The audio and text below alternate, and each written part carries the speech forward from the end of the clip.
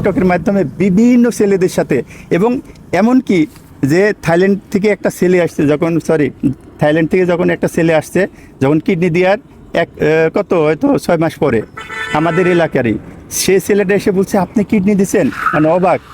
সেই জন্যে ওকে আমি চিনি না, কিন্তু আমাদের পাশের, কারণ ও থাইল্যান্ডে থাকে। ফল টল নিয়ে আসছে, আমি বলছি হ্যাঁ ভাই ও কিডনি দিছে।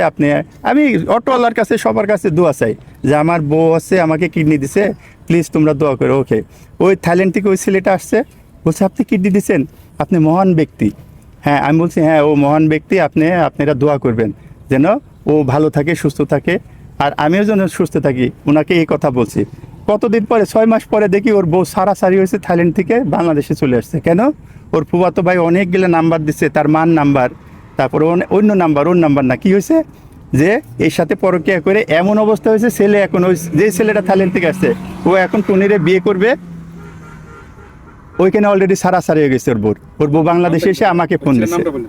জি, ছেলের নামটা আমাদের এলাকায় তার প্রভাব একটা আছে, আমি চাচ্ছি না তার নাম বলতে। আমার পাশে, আমার এলাকার সবাই বুঝছে যে আমি কার কথা বলতেছি, আপনারা চিনতেছেন না, কিন্তু আমার পাশে তার বাড়ি, ঠিক আছে, সবাই জানে।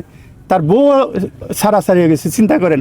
সে কিডনি দিয়ে স্ত্রীকে বিয়ে করার জন্য তার, হ্যাঁ, ওই যে কিডনি দিয়ে ওনার মন, এরকম অনেকে কি কিডনি, যে আমার স্বামীকে আমি কিডনি দিচ্ছি, তখনই একজনের মন নরম হয়ে যায়। আমার প্রশ্নটা